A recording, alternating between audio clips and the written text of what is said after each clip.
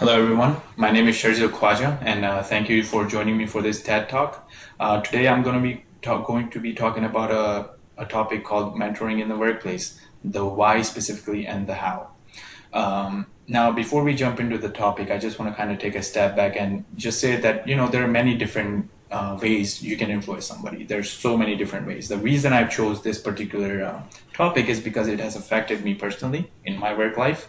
And I believe a lot of my audience, people that are going to be planning to join corporate America or even are in corporate America, know that this is something that affects almost everybody. So really the reason for me to pick this topic is I feel that personally is that this is something that almost everybody kind of deals with.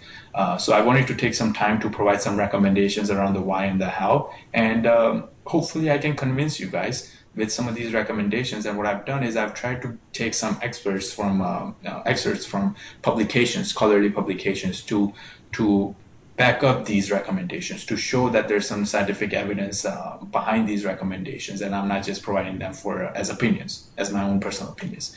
With that said, let's get started. So we'll start with the why section.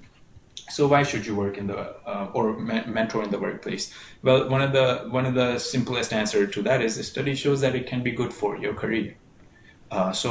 Adam Grant, who's a renowned author, wrote a book called Give and Take.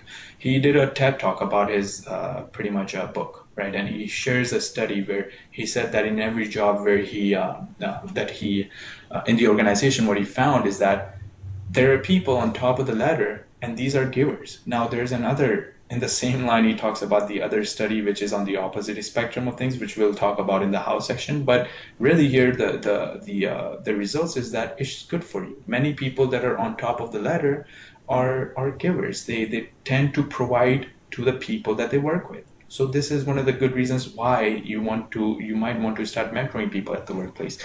Now, second is the notion of give what you want to receive. This comes from a reading by Robert. The article name is Harnessing the Science of Persuasion. Now, in this article, Robert mentions multiple different principles. The one that relates to this the most is the reciprocity. Um, and the idea is that people repay in kindness. Give what you want to receive. In this particular, for this principle, he shares an example where, if you have a staff member that's against a wall, deadlines coming up, and if he reaches out to you for a resource, you lend him a hand. And guess what? If you need a favor in the future, you will go and ask him. And guess what? They will provide that. Study shows that people tend to provide support when they have been given support.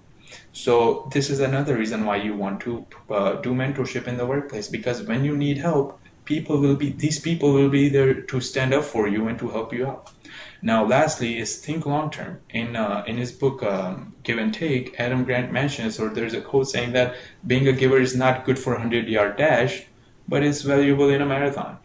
So you need to think about how mentorship is good in the long run. You might be a consultant right now, or associate, but eventually you need to think about where will you be. You're going to be a manager, senior manager, maybe a partner of that same organization. You want people that you have provided guidance to that are expert, that know what they're doing. So when you're providing work, when you're thinking about mentorship in the workplace, think about in long term how it's going to affect you. And these are the three recommendations I'm making that you start to implement. Why you should start to implement mentorship in the workplace. Now we move on to the how section. How should you mentor in the workplace? So first point is don't be selfless. We always hear about, that you should always be. We are always hearing about being selfish. Nobody talks about being selfless. In this same talk, now this goes back to the point I made earlier. The same TED talk by Adam Grant where he talks about giver or taker. He says that in his studies he found that people on the bottom of the corporate ladder were also givers. And so this is a very important point. You need to make sure that you're focusing on yourself first. You need to make sure your deadlines are met. You need to make sure your work is done before you step up to provide guidance to other people, right? Because at the end of the day, if you're at the bottom, no, nobody's gonna want your guidance anyways. So you need to first of all focus on yourself, be selfless, make sure you're fulfilling your responsibilities before helping other people. Now, second point is know when to stop, and this is where I want to take a step back and talk about a story by or of Heidi Rosen, who is a real person, but this is actually coming from a case study by Kathleen and Nicole. Now, in this particular long story short, condensed version, Heidi, recently joined a firm, SoftBank, and she serves as a venture capitalist. Now, prior to joining the firm, she was a very successful entrepreneur. She had a vast her network encompasses of like very important people. One example I can give you is Bill Gates from Microsoft, right? She's part of her network. She also served as a VP for Apple organization.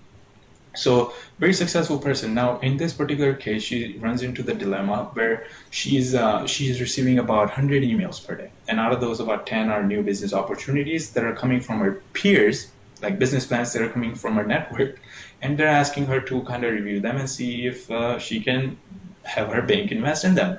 What she found is that she has her own criteria, right? That she has to follow through the bank who actually gets the investment. But what she found is she was spending about 2 hours to reply to these people per email, by the way, to reject these offers, just to reject them.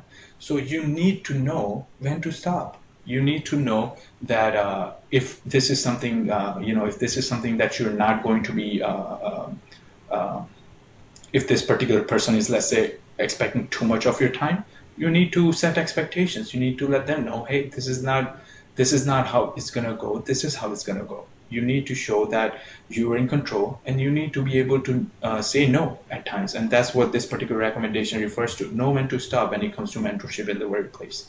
Now, third is that balance is key, and this plays very nicely to the second recommendation I just made. So in that same study, case study, Heidi mentions about the relationships, the balance in the relationships. She mentions there has to be balance in every relationship. You cannot always be the person giving, and at the same time, you cannot always be the person asking for stuff. So you need to find that right balance. You need to make sure that you're giving the right guidance to these people. You're mentoring the right people. You're making sure that you're setting target times for these mentors. I mean, mentorship times, right? You need to, it could be anything, 30 minutes per week or 30 minutes per 2 weeks, based on your schedule, right? So don't be selfless. You need to look at yourself first and then decide that. So balance is very, very important. And with that said, I hope that I've made some good recommendations here that you guys can start implementing and hopefully see some positive results. Thank you so much for your time. That's it from me.